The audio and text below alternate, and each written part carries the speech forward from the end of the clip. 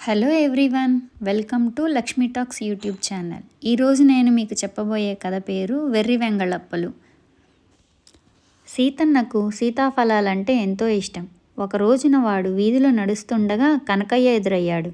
అతడు ఎక్కడి నుంచో ఆ ఊరు వచ్చి నెల రోజుల క్రితమే స్థిరపడ్డాడు. కనకయ్య చేతిలో సీతాఫలం ఉన్నది. సీతన్న ఆశ్చర్యంగా, ఇది సీతాఫలాల కాలం కాదే, ఈ పండు నీకెక్కడిది అని అడిగాడు. ఇందులో ఆశ్చర్యమేముంది, మా దొడ్లో మామిడి చెట్టు ఏడాది పొడుగునా అన్ని రకాల ఫలాలు ఇస్తుంది అన్నాడు కనకయ్య.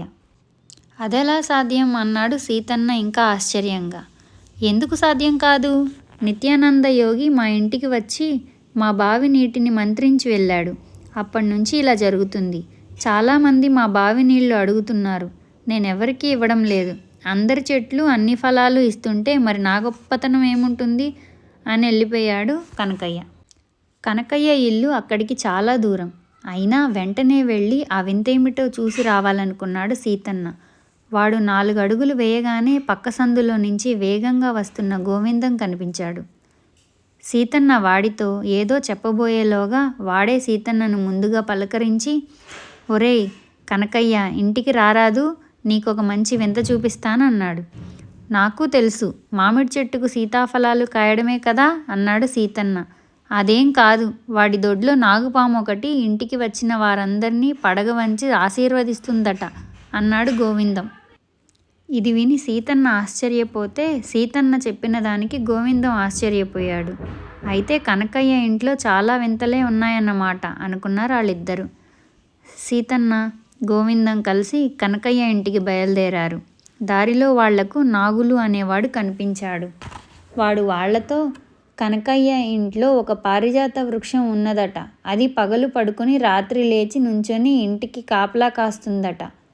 ఇంకా విశేషమేమిటంటే అది ఆకు తుంచితే ఏడుస్తుందట, కితకితలు పెడితే నవ్వుతుందట అన్నాడు అమితమైన ఆశ్చర్యంతో. ఈ కనకయ్య ఎవడో మాయల మరాఠీలాగున్నాడే అంటూ ఆశ్చర్యపోయాడు సీతన్న. ఈ ముగ్గురికి దారిలో మరికొంతమంది జతపడ్డారు. వాళ్లలో ఒక్కొక్కడు కనకయ్య ఇంటి గురించి ఒక్కొక్క వింత చెప్పారు. కనకయ్య ఇంట్లో చీపురు దానంతటదే ఇల్లు ఊడుస్తుందని ఒకడన్నాడు. అతడి ఇంట్లో తరగని డబ్బు ఇచ్చే అక్షయ పాత్ర ఉన్నదని మరొకడన్నాడు. ఇలా మొత్తం 10 మంది దాకా చేరి కనకయ్య ఇంటికి వెళ్ళారు. ఆ సమయంలో కనకయ్య ఇంటి తలుపులు మూసి ఉన్నవి. సీతన్న పోయి తలుపు తట్టాడు. లోపల నుంచి ఎవరో వస్తున్న అడుగుల చప్పుడు అందరికీ వినిపించింది.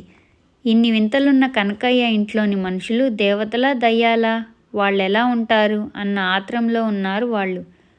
కిర్రుమంటూ తలుపులు తెరుచుకున్నవి. సుమారు 15 ఏళ్ల కుర్రాడు వచ్చిన వాళ్ళను చూసి ఆశ్చర్యంగా, ఎవరండి మీరు అని అడిగాడు. మీరే ఇంటికని వచ్చారో, మా ఇంట్లో అలాంటి వింతలేమీ లేవు అన్నాడు కుర్రాడు. ఇది కనకయ్య గారిల్లేనా అని అడిగాడు సీతన్న. అవును అన్నాడు కుర్రాడు. కనకయ్య గారే మాకు ఈ వింతల గురించి చెప్పారు అన్నాడు సీతన్న. ఏమో మరి, ఆయన అలా ఎందుకు చెప్పాడో గాని వాటిల్లో ఒక్కటి నిజం కాదు అని లోపలికి వెళ్ళబోయాడు కుర్రాడు. తన ఇంట్లోని వింతలు బయటి వాళ్లకు చూపించడం ఇష్టం లేక కుర్రవాడు అలా మాట్లాడుతున్నాడనుకొని అందరూ కలిసి ఇంట్లోకి వెళ్ళారు.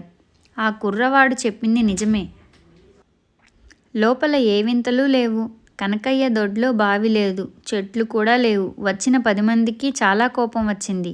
వాళ్ళక్కడి నుంచి దూకుడుగా కనకయ్యను వెతుకుతూ బయలుదేరారు. దారిలో వాళ్లకు ఒక చోట కనకయ్య కనిపించాడు. సీతన్న అతన్ని కోపంగా చూస్తూ, నువ్వు మా అందరికీ అన్ని అబద్ధాలు చెప్పావు అవునా అని అడిగాడు. అవును అన్నాడు కనకయ్య తొణక్కుండా. అలా ఎందుకు చెప్పావు అన్నాడు సీతన్న ఉగ్రుడైపోతూ. కొత్తగా ఏదైనా గ్రామం వెళ్ళి నివాసం ఏర్పరచుకున్నప్పుడు ఆ గ్రామంలో వెర్రి వెంగళప్పలెవరో తెలివైన వాళ్ళెవరో ఎలా తెలుస్తుంది అన్నాడు కనకయ్య. అబద్ధాలు చెబితే తెలుస్తుందా అన్నాడు గోవిందం రెట్టిస్తున్న ధోరణిలో. ఎందుకు తెలియదు, నా అబద్ధాలు నమ్మిన వాళ్ళందరూ వెర్రి వెంగళప్పలే కదా అని జవాబిచ్చాడు కనకయ్య. సీతన్న మిగతా వాళ్ళు ముఖముఖాలు చూసుకున్నారు. ఏమనాలో వాళ్లకు తోచలేదు. కొద్దిసేపాగి గోవిందం నెమ్మదిగా, నీ అబద్ధాలు ఎవరెవరు నమ్మారో నీకెలా తెలుస్తుంది అని అడిగారు. నా అబద్ధాలు నమ్మిన వాళ్ళు మా ఇంటికి వెళతారు. మా అబ్బాయి వాళ్లను చూస్తాడు. ఒకసారి చూసిన ముఖాల్ని వాడు మళ్ళీ మర్చిపోడు. వాణ్ణడిగి తెలుసుకుంటాను అన్నాడు కనకయ్య. నువ్విప్పుడు ఇంటికి వెళ్తున్నావా అన్నాడు సీతన్న. లేదు, ఊళ్ళో ఇంకా చాలా పనులున్నాయి అన్నాడు కనకయ్య. సీతన్న, అతడి వెంట ఉన్న వాళ్ళు కనకయ్యకు వస్తామని చెప్పి సరాసరి అతడి ఇంటికి వెళ్ళారు. మళ్ళీ ఎందుకు వచ్చారు అన్నాడు కనకయ్య కొడుకు. అందరం తలో వరహా ఇచ్చుకుంటాం. మేము మీ ఇంటికి వచ్చి వింతల గురించి అడిగినట్టు మీ నాన్నకు చెప్పకూడదు, సరేనా అని అడిగాడు సీతన్న. అలాగే, చెప్పను అని కనకయ్య కొడుకు అన్న తర్వాత సీతన్న వాడికి 10 వరహాలు ఇచ్చి మిగతా వాళ్లతో బయలుదేరి వెళ్ళాడు. కనకయ్య ఊరంతా తిరిగి రాత్రికి ఇల్లు చేరాడు. కనకయ్య కొడుకు తండ్రిని చూడగానే ఉదయం నుంచి సాయంకాలం దాకా వచ్చిన వాళ్ళ వల్ల మొత్తం 500 వరహాలు వసూలైంది. నువ్వు అప్పు చేయకుండా వ్యాపారం మొదలు పెట్టొచ్చన్నాడు సంతోషంగా నవ్వుతూ. అవును, వ్యాపారం కూడా ఇలాంటి ఊళ్ళోనే మంచి లాభసాటిగా సాగుతుంది. వెర్రి వెంగళప్ప అయిన వాడికంటే తనను వెర్రి వెంగళప్ప అని ఎవరు అనుకోకూడదనుకుంటారు. అలాంటి వాళ్ళ వల్లే మనకు లాభం ఎక్కువ. ఈ ఊళ్ళో అలాంటి వాళ్ళు చాలామంది ఉన్నారు అన్నాడు కనకయ్య ఉత్సాహంగా. మర్నాడు కనకయ్య పాడి గేదెల్ని కొని ఆ ఊళ్ళో పాల వ్యాపారం ప్రారంభించాడు. అతడి వ్యాపారం 3 పువ్వులు 6 కాయలుగా వర్ధిల్లింది. ఈ వీడియో కనుక మీకు నచ్చినట్లయితే don't forget to like, share and subscribe to my channel.